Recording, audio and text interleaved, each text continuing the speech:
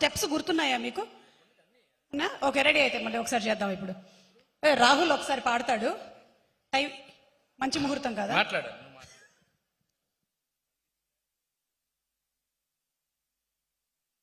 అందరికి నమస్కారం బాబు.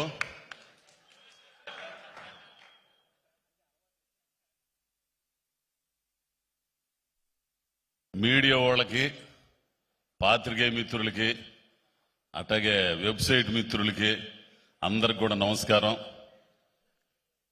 ఏం మాట్లాడినా కానీ ఏదో చేసేస్తారు. నేను మాట్లాడకుండా ఉండలేను, ఉన్నది ఉన్నట్టు మాట్లాడేస్తాను.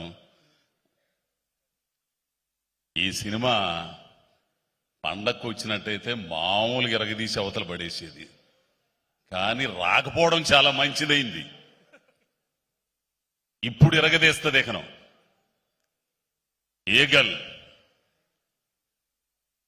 ఈ సినిమా గురించి నేనేం చెప్పలేను స్వామి, ఎందుకంటే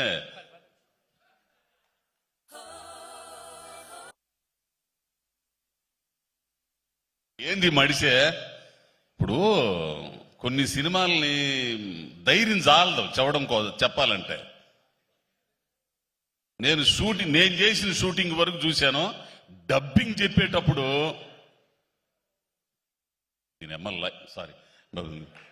లైఫ్ లో మొట్టమొదటిసారిగా ఆ పిల్లోని చూసి డైలాగ్ మర్చిపోయా.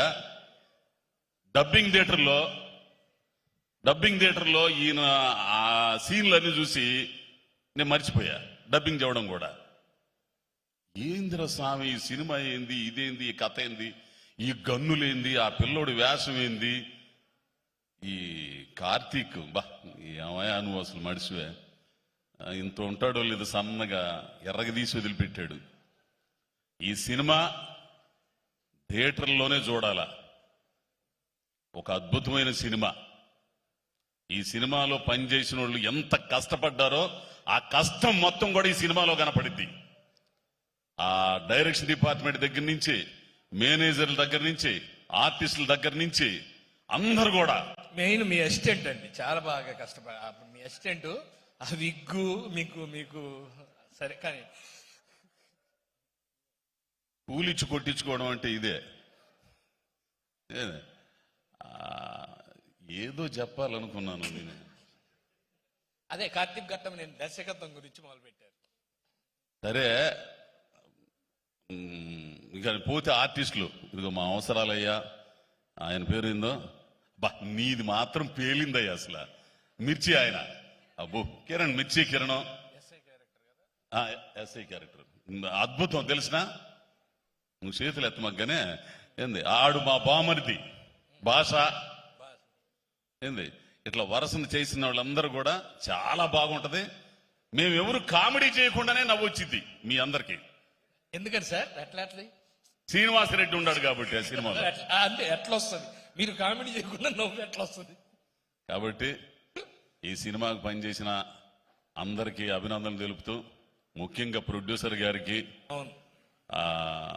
అయ్యా ఇండస్ట్రీలో చాలా మందికి బో పెడుతున్నారు, మంచి మంచి సినిమాలు తీస్తున్నారు, ఇట్లాగే ఈ సినిమా హిట్ అవ్వాలని 10 మందికి అన్నం పెట్టి ఇండస్ట్రీని బాగా తీసుకొచ్చే విధంగా ఉండాలని. ఇకపోతే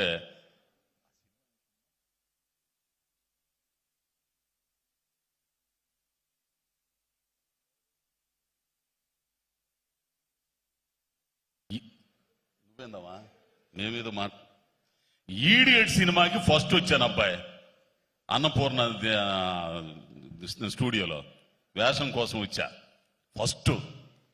ఈ మడిసి ఉన్నాడు అక్కడ. ఇప్పుడు కాదులే తర్వాత అన్నాడు.